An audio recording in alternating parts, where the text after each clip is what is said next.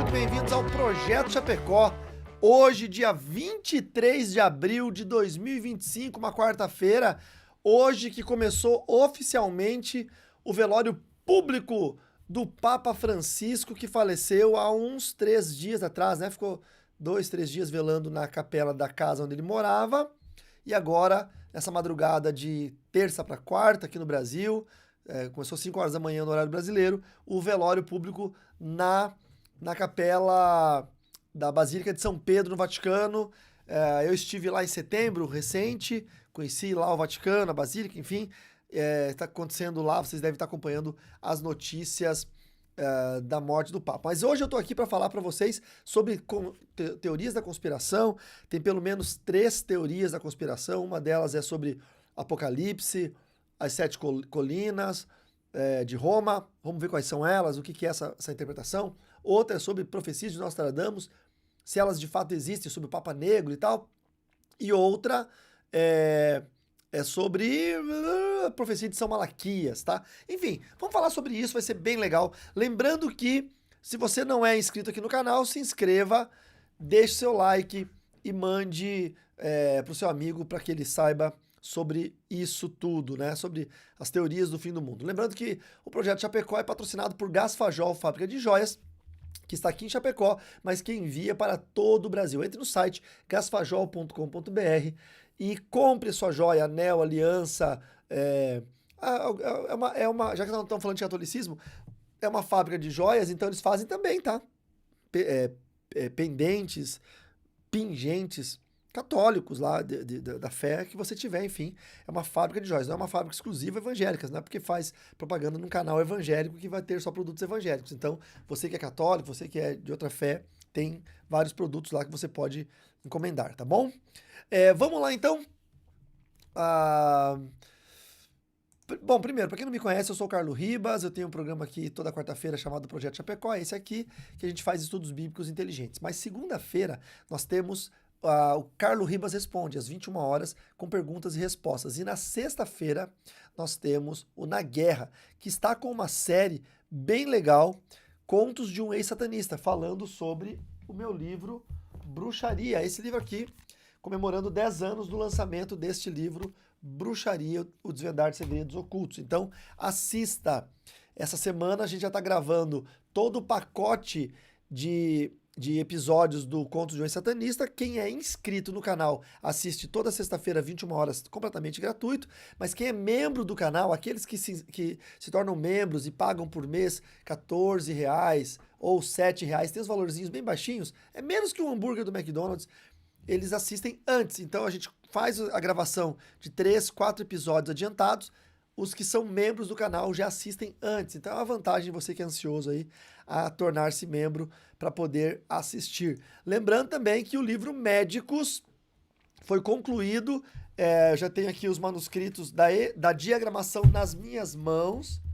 Vou mostrar para vocês aqui, ó. Aqui tá a arte, né? Aqui tá o manuscrito aqui na minha mão. E ó, a diagramação, que lindo.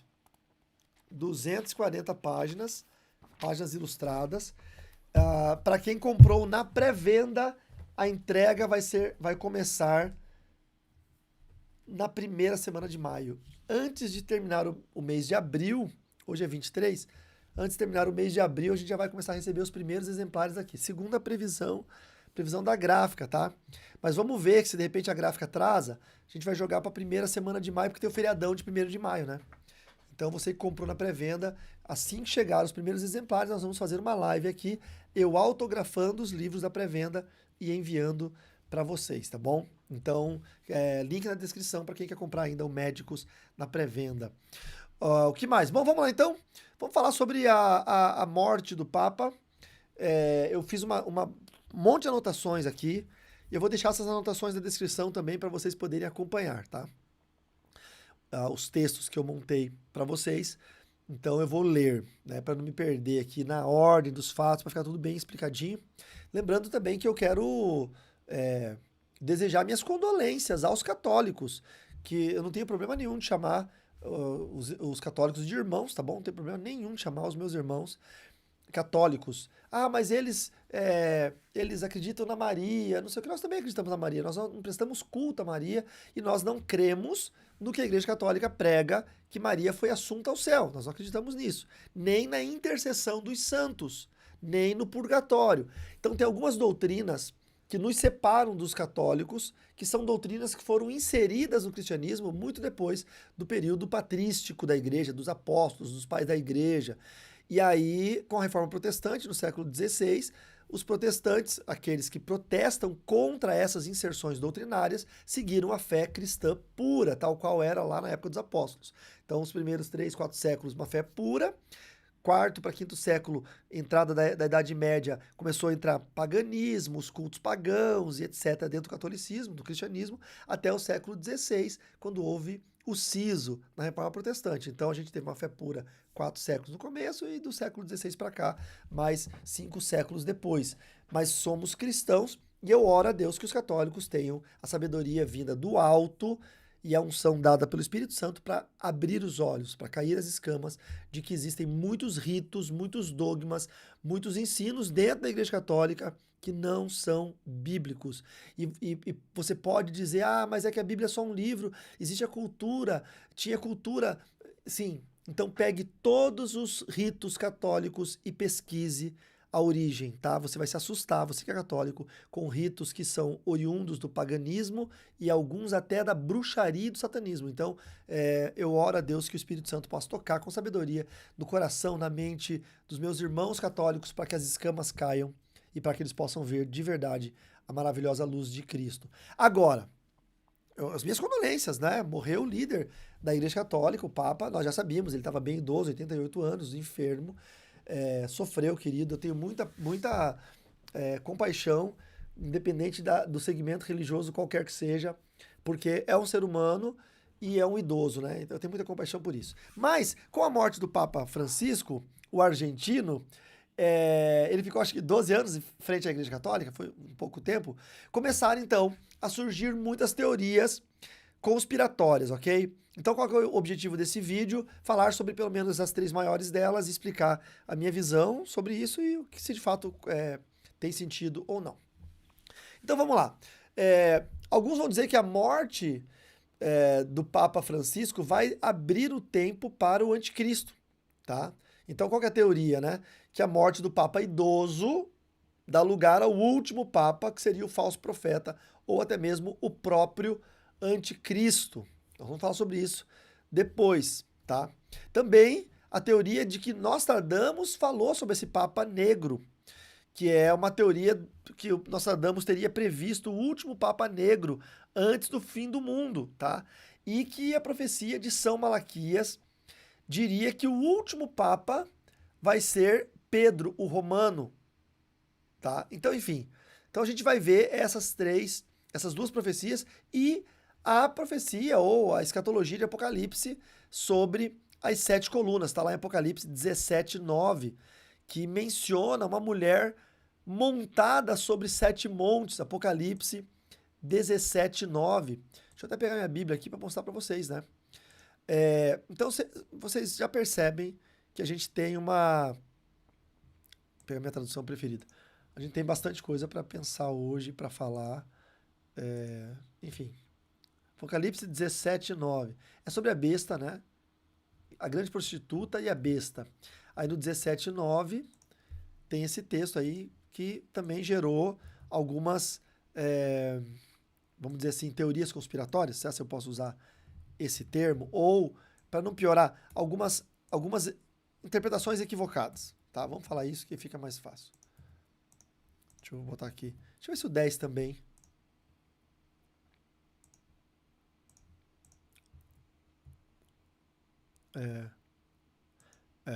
Peraí, 10.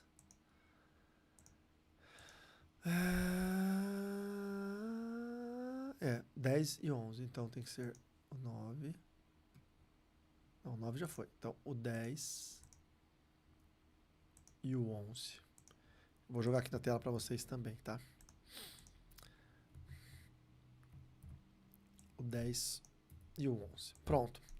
Então vamos falar sobre isso, vai ser bem legal esse programa. Se você gosta desse tipo de assunto, já dá o like, que é bem legal pra gente quando tem o like, porque valoriza muito, muito o canal, né? O like de vocês é a aprovação. Aqui, ó. Tava errado ali. O like de vocês é a aprovação disso tudo que a gente faz, né? Para vocês. Então vamos lá. Primeiro eu vou pegar a refutação, as teorias, né? Vamos pegar as teorias que acho que são mais interessantes para a gente poder discutir aqui. Cadê minha listinha? A primeira teoria é a profecia de São Malaquias. Então vamos lá. O que é a profecia de Malaquias, tá? É a chamada profecia dos papas, que é atribuída a São Malaquias, um arcebispo irlandês. Esse texto está aqui na descrição, tá bom? Do século XII. O texto, porém, só apareceu em 1595, ou seja, século XVI, tá? Então, publicado por um monge chamado Arnold de Wyon, em seu livro Lignum Vitae, tá bom? Então essa profecia ela apresenta uma lista com 112 lemas latinos, cada um supostamente descrevendo um papa, desde Celestino II, que foi lá do ano de 1143, até o último, que seria chamado Petrus Romanus, ou Pedro o Romano, que governaria durante a destruição de Roma e o fim do mundo. Então essa é a profecia, tem 112 frases, né? 112 lemas latinos, ou seja, frases contando, por exemplo, fulano de tal será como a estrela da manhã, que não sei o que, não sei o que. Aí você vai pegar o nome daquele papa e vai bater mesmo, porque o simbolismo daquele nome era estrela da manhã e etc. Ok. Qual que é o grande problema? É que Malaquias, ele é do século XII. Mas essa profecia só apareceu no século XVI. Então a gente tem 4 séculos de distância do Malaquias para onde apareceu essa profecia. 4 séculos que essa profecia ficou escondida em algum lugar que ninguém sabia. Esse cara, Arnold de Wyon, ele publicou isso no livro Lignum Vitae, tá? Então, onde a gente pode entender se essa profecia de São Malaquias é verdadeira ou não? Ó, veja. A maioria dos estudiosos conclui que a profecia é falsa ou altamente manipulada. E eis o porquê.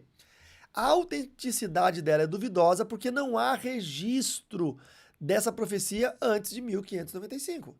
Se Malaquias é do século XII e a profecia apareceu no XVI, por que não tem registro dela antes? 4 séculos, 400 anos? É muito tempo, tá? Então isso aqui já tira a veracidade da profecia. Isso é bem importante para a gente no nosso contexto de hoje. A segunda parte importante da gente pensar é a precisão seletiva. O que significa isso? As descrições são muito precisas, tá?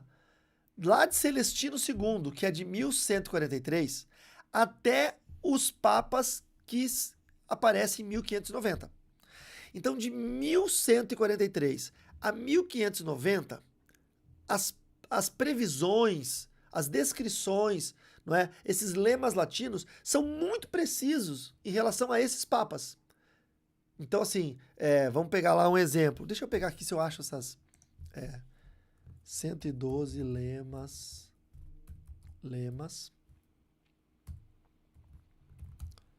de São Malaquias. Deixa eu ver se eu acho aqui. Não é? Cadê?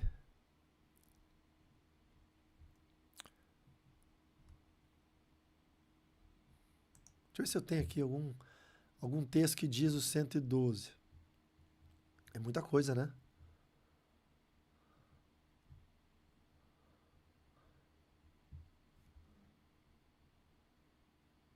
Deixa eu ver. Tem muita. Ó, por exemplo, o estrelado, né? Qual que era o lema? Ignis ardens, estrela ardente. Quem era? O Papa Pio X. O papado dele foi de 1903 a 1914. O lema completo é Ignis ardens funatus de litori veniet. O escudo desse papa tinha uma estrela, Ignis ardens. E ele mesmo no mar de Veneza, de Vittori Veniet. Então é muito preciso, você entendeu? O outro. Pegar outro, assim, qualquer outro. Tem vários, né? Então a gente vai pegar, que é muito, 112 é muita coisa. Então a gente vai pegar esse 112, as descrições de 1143 até 1590 são muito precisas. Coincidência? Não, por quê? Porque foi fabricado com conhecimento prévio. O cara escreveu isso em 1590, tá? Então ele sabia todos os nomes dos papas de 1143 até a data que ele estava escrevendo, ele sabia o nome de todos os papas, tinha uma lista. Então ele foi criando esses lemas em latim, falando sobre cada um dos papas, como que seria, como que se alguém lá em mil e tivesse escrito o futuro. Na verdade, ele estava no presente, escrevendo uma lista passada, pretérita, como se a escritura ali que ele estava compondo fosse algo anterior à lista dos papas, tá bom? Então aí você vai perceber como que é feito, por exemplo, esses livros falsos, como o Enoque, livro de Enoque, né? Enoque é o sétimo da sucessão de Adão, não existia nem alfabeto na época. Como é que Enoque iria escrever um livro com semântica? Impossível, humanamente impossível. Os seres humanos da época não tinham alfabeto. Mas tem o livro de Enoque que eles dizem que é o Enoque lá. Você vê como que não faz sentido? Mas as pessoas que às vezes não têm conhecimento de estudo, de literatura, enfim, de história, acabam acreditando. O que acontece é que existe uma ambiguidade posterior. Os lemas após 1590, eles começam a se tornar vagos e genéricos, o que permite adaptações subjetivas a qualquer papa. Então você vai pegar todos os lemas de 1143 a 1590 são precisos e descritivos. Todos os lemas de 1590 até Petrus Romanos, seria o último, são subjetivos e são vagos e são genéricos. Então você percebe que o ponto de escrita está em 1590. O autor dessas 112 quadras, desses 112 lemas, as quadras são Nostradamus, o autor dos 112 lemas latinos, por que latino? Dos argentinos, brasileiros? Não. Paraguai? Não. Da língua latina, em latim, frases em latim. Esse autor, ele estava escrevendo no ano de 1590. Porque de 1590 para trás ele sabe tudo, fica muito preciso a descrição, e de 1590 para frente ele chuta. Ele cria coisas genéricas, vagas, que podem se encaixar em qualquer um dos próximos papas que vão vir, tá bom? Então, qual que era o motivo disso? Há uma interpretação de que podia ser uma motivação política. Por quê? Acredita que foi criada essa lista nessa época para influenciar um conclave, que é uma eleição papal, como nós vamos ver daqui uns dias, o próximo conclave para eleger o próximo papa, ou para legitimar a candidatura de um candidato específico a esse conclave, para que ele pudesse ter sido eleito um papa. Por que ela não é aceita oficialmente pela Igreja Católica, tá? A profecia de São Malaquias. A Igreja Católica nunca reconheceu a profecia como válida. E teólogos sérios a consideram pseudoprofética, ou seja, uma invenção com aparência espiritual, mas sem base inspirada. Além disso, não tem apoio bíblico. A Bíblia não menciona uma sucessão de papas que levará ao fim do mundo e profecias verdadeiras não são reveladas para gerar medo ou especulação. Então vamos lá. Resumo, tá? A origem, século XVI e não o século XII. A autoria verdadeira desconhecida, provavelmente falsificada. O conteúdo é a lista de 112 papas com lemas simbólicos. O último papa seria Pedro o Romano. A veracidade rejeitada pela teologia e pela história séria e a base bíblica nenhuma. Tá? Então, sobre a profecia de São Malaquias, refutada. Qual que é a próxima teoria conspiratória relacionada à morte de qualquer papa? Tá? João Paulo II passou por isso, Bento XVI, né? Que renunciou, mas ele acabou falecendo depois, e agora o Francisco. É a teoria das profecias de Nostradamus, tá? Nostradamus e os papas, tá bom? Nostradamus, que é Michel de Nostradame, foi um médico e astrólogo francês do século XVI, famoso por escrever as enigmáticas centúrias, que eram versos em formas de quartetos ou as quadras de Nostradamus, que muitos acreditavam estar prevendo o futuro. Apesar da fama, Nostradamus nunca mencionou diretamente nenhum papa por nome, nem escreveu de forma clara sobre o tal do Papa Negro, uma expressão amplamente difundida, mas que não aparece em nenhum dos seus escritos. Se você pegar algum texto na internet dizendo assim, ó, quadra de Nostradamus, tirada da centúria tal, o Papa Negro aparecerá como o último tal. Essa é mentira, isso Nostradamus nunca escreveu. Alguém está inventando esse texto e atribuindo a Nostradamus, entendeu? Porque você vai dizer assim, não, mas eu li na internet que Nostradamus escreveu isso. Ok, a internet é uma desgraça. Qualquer um pode escrever qualquer coisa, tá? Mas se você for atrás das quadras que estão dentro das centúrias de Nostradamus, você não vai encontrar nos textos originais nenhum texto sequer que Nostradamus fale qualquer nome de qualquer papa ou a menção a um papa negro, ok? Então, de onde que veio o termo Papa Negro? O termo provavelmente se refere ao superior geral da Companhia de Jesus, os jesuítas. Por quê? Porque ele é conhecido como Papa Negro por usar uma batina preta e exercer influência, grande influência interna na igreja. Deixa eu botar aqui, ó, Cardeal Jesuíta Conclave. Deixa eu ver se eu acho uma foto para mostrar para vocês. Imagem. Tem vários cardeais. Ai, eu dou uma aula na Escola Avançada de Libertadores que eu mostro isso, tá? Inclusive, a Escola Avançada de Libertadores está com uma promoção. Você pode comprar a fase 1 ou a fase 2 completa, com as 9 matérias da fase 1 ou com as 9 matérias da fase 2, com R$ 1.500 de desconto. É mais de 50% de desconto e parcelamento em 12 vezes no cartão de crédito, com o jurinho do teu cartão, ou em 4 vezes sem juro nenhum, usando o cupom de desconto promo-EAL, tá? Deixa eu ver se eu acho aqui a foto dos cardeais do conclave que tenha o Papa Negro. O Papa Negro não, o cardeal, né? E não é negro da raça negra, tá, irmãos? É a roupa dele que é preta. Aí eles chamam isso. Caramba, é difícil porque todos usam vermelho, só o cara específico, o jesuíta específico, usa a roupa preta. Mas aproveitem e façam a inscrição na EAL, porque os acessos são vitalícios, você pode acessar quantas vezes você quiser. E você tem 9 matérias, que são chamados de módulos. Cada matéria tem seus próprios PDFs, tem seus certificados. Bem boa. É a minha faculdade da batalha espiritual. Eu não estou conseguindo achar aqui. Talvez se eu procurasse nas coisas da Escola Avançada de Libertadores, eu encontraria.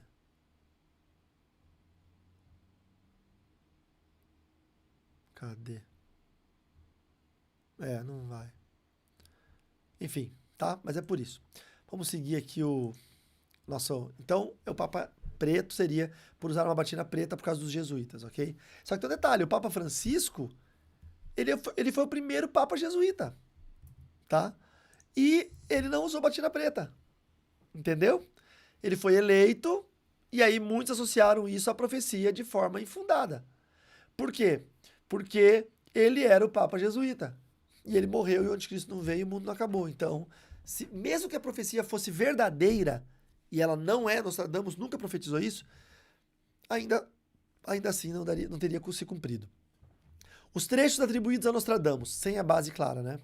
Vários vídeos, sites, livros sensacionalistas citam versos sem referência específica ou até mesmo inventam trechos falsos de Nostradamus. Alguns exemplos populares e questionáveis são: no final da igreja, o Papa Negro reinará trazendo o fim de Roma. Não tem nenhum tipo de referência ou base. É um trecho falso inventado. Durante a grande tribulação, o trono de Pedro será ocupado por um homem sombrio. Também Nostradamus nunca escreveu isso. Não tem base, não tem fundamento. Esses trechos não constam literalmente nas centúrias de Nostradamus, tá bom? Então, vamos lá. Característica dessa profecia de Nostradamus, né? Nostradamus profetiza através de poemas simbólicos em francês arcaico. A clareza ambígua e aberta a múltiplas interpretações, todas as profecias de Nostradamus. Referência ao Papa Negro, não existe menção literal, não tem um texto escrito sobre isso, e nas centúrias dele. Base bíblica nenhuma e validade profética rejeitada por teólogos cristãos e historiadores. E aí a última que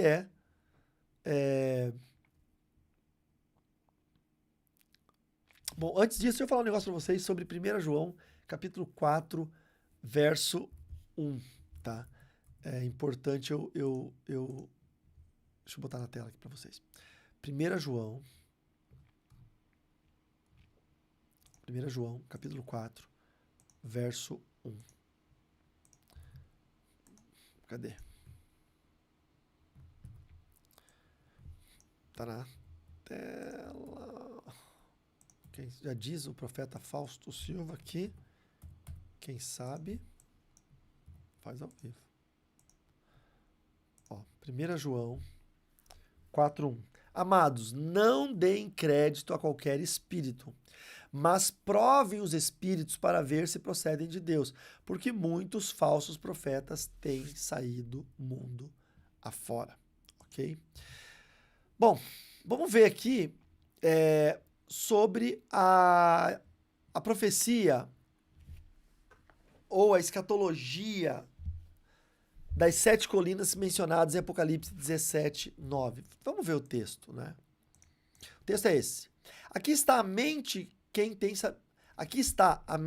sabedoria. As 7 cabeças são 7 montes, nos quais a mulher está sentada. São também 7 reis, dos quais 5 caíram. Um existe e o outro ainda não chegou. E quando chegar, tem de durar pouco tempo. E a besta que era e não é mais, é também o 8º rei, mas faz parte dos 7 e caminha para a destruição. Ok, essa é a profecia de Apocalipse 17:9.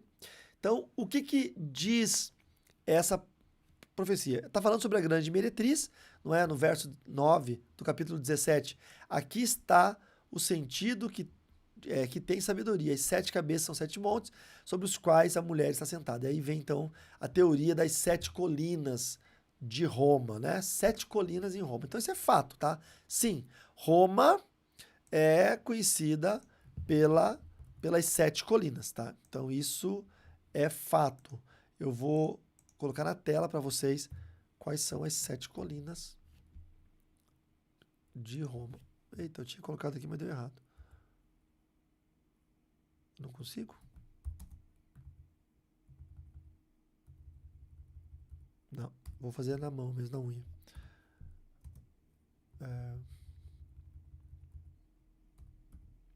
Como eu falei para vocês, eu estive em Roma recente, né? E a gente estudou bastante sobre isso, sobre as colinas de Roma. São morrinhos, não são montanhas, né? São morrinhos. Mas é como em Jerusalém, né? Morrinhos. Mas são colinas, não é? E aí, de fato, elas existem. Tá aqui na tela. As 7 colinas. Ué, o que deu errado? Ué, por que pra mim tá certo, tá bonitinho, ali tá errado? Não tô entendendo.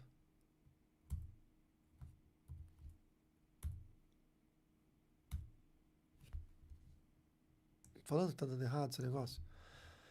Eu vou tirar os números então, vou deixar só os nomes, tá? Vamos lá. A primeira, a segunda, a terceira, a quarta, a quinta e a sexta e a sétima, né? Essa aqui tá distante daquela. Tá perto agora. Essa aqui tá distante. Pronto. Agora acho que deu certo, hein? Deixa eu botar um númerozinho.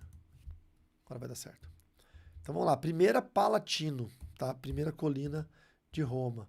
A segunda colina de Roma, Capitolino. A terceira colina de Roma, Aventino. A quarta colina de Roma, Célio. A quinta colina de Roma, Esquilino. A sexta colina de Roma, Viminal. E a sétima colina de Roma, Quirinal. Essas são as 7 colinas de Roma, tá? Então, sim, elas existem, ok? Só que isso era conhecido desde do início da cidade, tá bom? Então, sim, Roma era conhecida por suas 7 colinas já na época de João. Quando João teve a visão do Apocalipse, ele já sabia que Roma tinha 7 colinas, porque Roma era a capital do Império Romano que oprimia a Terra Santa na época de Jesus, 300 anos antes de Jesus. Então, eles olhavam para Roma como o inimigo, como a meretriz, como a prostituta, como o opressor. O anticristo é Roma na visão apocalíptica porque foi quem crucificou o Cristo, foi quem perseguiu os cristãos. Então eles olham para Roma como demônio. É tipo os muçulmanos lá, o Talibã olha para os americanos como demônio, entendeu? Então tem esse lance do opressor. Quem que é o opressor sobre mim? Né? Cuba, o regime cubano fala que os americanos, o venezuelano lá, o Maduro, não fala que os americanos são demônio. É isso, eles olham para o suposto opressor e o entendem como o demônio. A questão aqui é, isso aqui é literal? Não, é uma interpretação simbólica, né? A mais aceita pelos teólogos sérios, pelos escatologistas sérios, é que é uma interpretação simbólica. Então a maioria dos estudiosos acredita que o texto é simbólico, como quase todo o texto de Apocalipse. As 7 colinas representam poder, autoridade e reinos, e não apenas as montanhas físicas. São usadas as montanhas físicas de Roma para poder fazer a referência a Roma, mas está indicando poder, autoridade. A mulher representa o sistema religioso corrompido que já existia na época de João, ou uma aliança entre a religião e o império político, que de fato aconteceu com Constantino, quando Constantino se tornou Pontífice Máximos e Pontífice Supremos, Papa e Imperador. E aí se cumpre então, porque era romano, e aí se torna católica, apostólica, romana. Pronto, criou a meretriz, a profecia se cumpriu. Significa que são 7 papas? Não. Está apontando para a cidade de Roma como um sistema político que se une ao religioso, ok? Que vai promover a idolatria, o engano e a perseguição, que é o que de fato o catolicismo romano promoveu, a idolatria, o engano e a perseguição.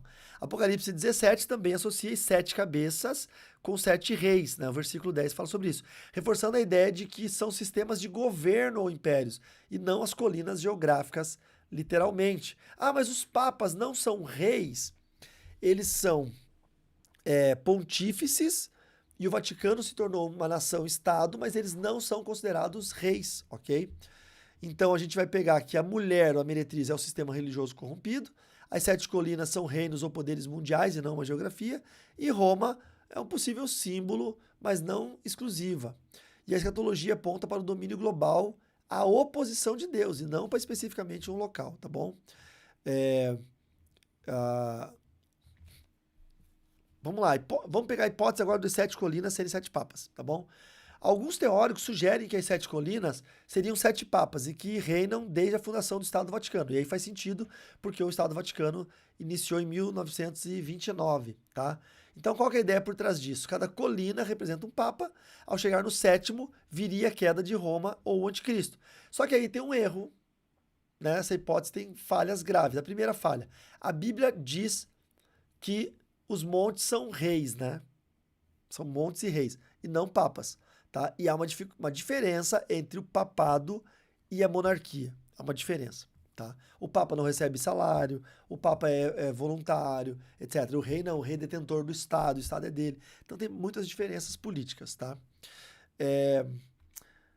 O contexto do Apocalipse sobre o Império, não sobre o Vaticano. O Apocalipse foi escrito no século I, quando o Vaticano não existia. Então não tem como apontar uma profecia para o Vaticano.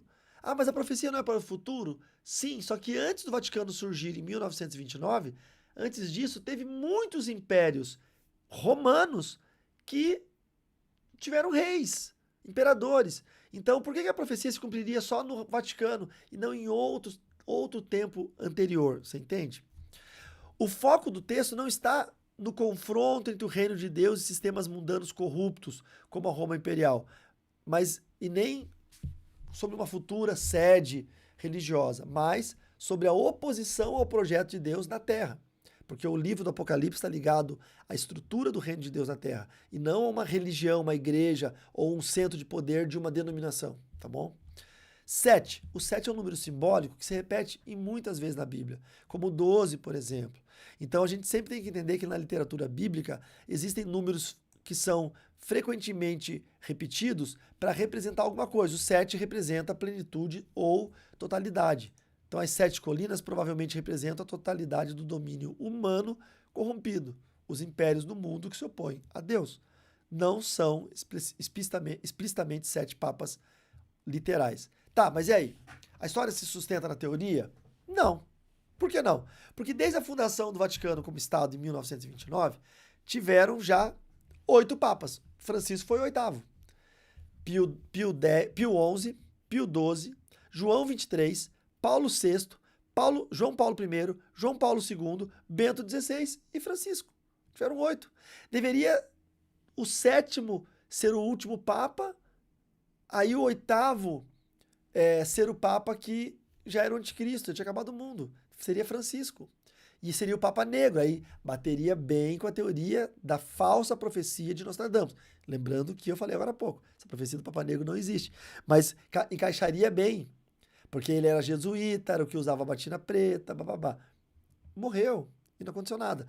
Então, mas não vale, não conta porque o Bento XVI renunciou. Mas a profecia não fala sobre os papas que morrem. Fala sobre os papas que assumem a capela de São Pedro como bispo de Roma. Então, já tiveram 8 papas que assumiram a sé. Então, a profecia já não se sustenta mais. O que vai ser escolhido semana que vem, sei lá quando vai ser o conclave, vai ser o 9º papa, desde a fundação do Vaticano em 1929. Então, as 7 colinas já não funcionam mais. Qual é a conclusão teológica disso? 7 colinas são 7 papas? Não tem base bíblica clara. 7 colinas, tá falando de Roma literal? Possível, mas simbólica, tá? 7 colinas, tá falando do sistema de poder? É a interpretação mais aceita. Fundar doutrina nisso é altamente arriscado, tá bom? Então nós temos que tomar muito cuidado sobre isso, ok? Minha teoria sobre o que está acontecendo, sobre tudo que está acontecendo. Passa papa, volta papa, passa papa, volta papa, não vai mudar nada, porque apesar de a gente olhar muito para Roma e achar que Roma é o centro da resposta da vida do anticristo, pode ser por ser meretriz, barará, mas já pararam para pensar no Islã? O Islã ele começou não com Maomé, embora a religião organizada seja, né, com Maomé, mas os ismaelitas são filhos de Abrão, não é? Abrão teve uma serva egípcia, Agar, e teve filho com ela, que se gerou Ismael. Ismael foi expulso de casa por Sara, Ismael e a mãe Agar. O anjo de Deus encontrou Agar e Ismael no deserto e disse para Agar: fique tranquila, seu filho também será príncipe, ele terá 12 tribos no deserto. Ele será arqueiro, flecheiro. E com isso nasceram os povos árabes. O Islã nasceu depois, já com Maomé, mas que organizou essa religião como o grande profeta deles. Mas hoje o perigo não está no catolicismo, o perigo está no islamismo. Se a gente for olhar, não estou dizendo que o anticristo vai vir do Islã, tá? Mas que o inferno tem se levantado através do Islã, tem se levantado. Então a gente tem que ficar atento aos sinais. Claro, a Bíblia fala que Deus vai mostrar sinais na terra e nos céus. Mas nós não podemos incorrer no erro de que só os tolos se atemorizam dos sinais dos céus. Não é? Isso está descrito em Jeremias. Deixa eu ver se eu lembro qual de cabeça. Jeremias. Não vou lembrar, né? Deixa eu ver. Tolos, sinais, céus. Jeremias. Essa é Jeremias? Jeremias 10, 2. Não aprendais o caminho das nações, nem vos espanteis com os sinais dos céus, porque com eles se atemorizam as nações. Tem um outro texto que diz: com eles os tolos se atemorizam. Então, a gente tem que olhar para os sinais e perceber, mas não ficar com medo. Tem gente estocando comida, tem gente achando que tem mais 2 anos só de existência e o mundo vai acabar. Tem gente construindo bunker, tem gente estocando grãos em garrafa PET, alimentos enlatados, achando que o mundo vai acabar. Meu filho, se o mundo acabar, se você tiver alimento ou não, o mundo vai acabar, com ou sem seus alimentos. Então, não, mas aí eu quero que vai vir a marca da besta, nós não vamos poder comprar comida se não tiver a marca da besta, então eu não vou ceder a marca da besta, por isso que eu já estoquei comida para não precisar comprar depois. Tá, a ideia é interessante, só que tem um problema, tem validade essa comida que você está estocando. E você não sabe se vai ser daqui 1 ano, 2, 10, 100, 200 mil, se você vai estar vivo. Não, porque o meu pastor disse que é daqui 2 anos. Teu pastor pode estar errado, porque a Bíblia diz que nem os anjos sabem a volta do Filho do Homem. Quando Jesus estava na terra, ele disse, nem o Filho sabe, nem os anjos sabem quando será a volta do Filho do Homem. Se nem os anjos, nem o Filho sabia, por que o teu pastor sabe? O que ele tem de mais especial? Você sabia que todos os profetas contemporâneos que profetizaram a vinda de Jesus erraram? Todos. O antecessor a Ellen White errou todas as vezes. Ellen White errou todas as vezes. Aí os adventistas fizeram um malabarismo para dizer que não, que Jesus já voltou, já purificou o tabernáculo, foi invisível nos céus. Aí inventaram um malabarismo que não tem nem como sustentar na Bíblia isso. Porque ela errou todas as previsões. Tem histórico de que as pessoas subiam nos telhados para esperar a volta de Jesus no dia que ela previa e Jesus não voltava e as pessoas vendiam tudo que tinha ou doavam todos os seus bens e no dia seguinte eles estavam falidos, não tinham nada. Muitos tiravam a própria vida por causa de falsos profetas que anteviam a vida de Jesus. Saiba de uma coisa, não importa se Jesus vai voltar hoje ou vai voltar daqui 100, 200, 300 anos, 1000 anos. Nós precisamos estar preparados, porque Jesus voltando hoje ou voltando daqui 1000 anos, um momento nós vamos morrer. Ou seremos arrebatados vivos ou iremos morrer. E nós precisamos estar preparados. Ah, pastor, mas você não acredita que ele vai voltar nessa geração? Eu acredito. Por quê? Porque eu faço parte da igreja. Mas se você for olhar para a Bíblia, o apóstolo Paulo, o apóstolo João diziam nas cartas paulinas e nas epístolas de João que aquele era o último tempo. João fala, filhinhos, esta é a última hora. Paulo dizia, e os mortos ressuscitarão primeiro e depois nós, os vivos. Por que Paulo fala nós, os vivos? Porque ele acreditava que Jesus ia voltar no tempo dele, que ele não veria morte. Só que Paulo já morreu há 21 séculos atrás. Então já faz mais de 2000 anos que Paulo morreu e Jesus ainda não voltou. Então o senso de esperar a volta de Jesus é saudável para a igreja, para que nós não percamos a esperança. Mas é fato que há 21 séculos a igreja espera que a volta de Jesus aconteça na sua geração. Eu quero muito que a volta de Jesus aconteça na minha geração.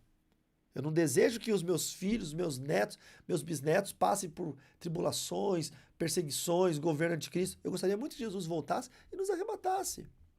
Mas aí vem duas coisas. E se Jesus não voltar na minha geração e não me arrebatar? Eu preciso continuar crente, firme. E não alienado, maluco, estocando comida, achando que o mundo vai acabar amanhã. Segunda coisa importante.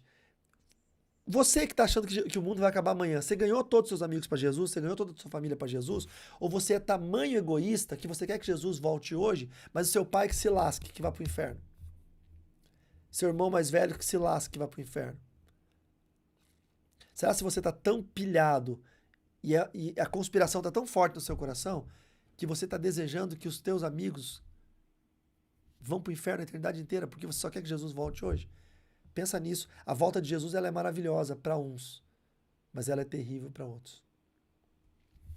Que Deus possa nos abençoar. Não esqueça, tá? A EAL está em promoção. Eu vou ter que fazer essa propaganda, não é possível. Porque eu deixei 10 cupons apenas. E você pode ser um felizardo. Não, felizardo ficou péssimo.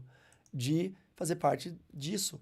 A EAL fase 1 completa ou a EAL fase 2 completa. Entra no meu site, carloribas.com, clique em cursos, olha a EAL aqui, ó. Todas essas matérias, aprenda batalha espiritual, aprenda a teologia da batalha espiritual, olha essa matéria aqui, maravilhosa. Aprenda a formação de ministérios de libertação, libertação 2, conquista de territórios, tem todas essas matérias, compõe a EAL fase 1. A EAL fase 1, ela é 9 matérias, cada matéria é 297,50, 297,50 vezes 9 dá 2.677,50. Essas 9 matérias estão aqui.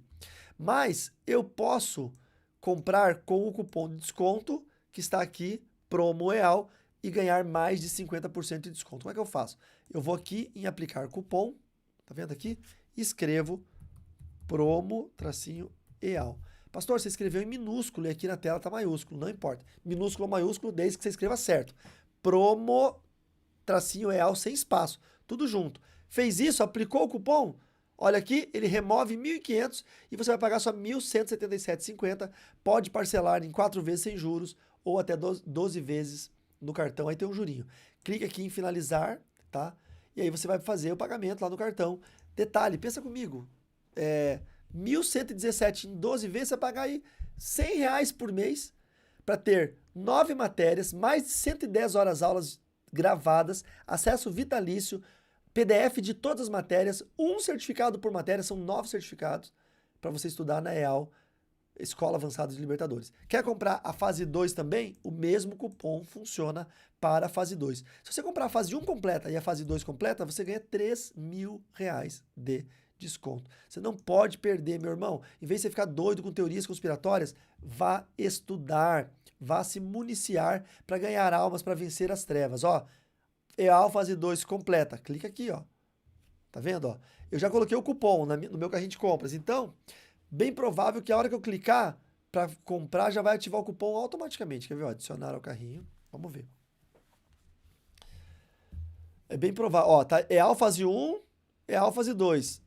Olha quanto deu de desconto? R$3.000, porque o cupom já está acrescentado. E você pode parcelar em 12 vezes no cartão de crédito. É muito bom. Você pode estudar na Escola Avançada de Libertadores. Amém?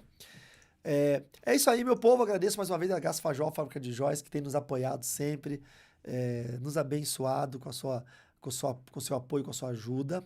Lembrando também que nós temos nosso Instagram, @carloribas, segue no Instagram, tem muita coisa legal lá.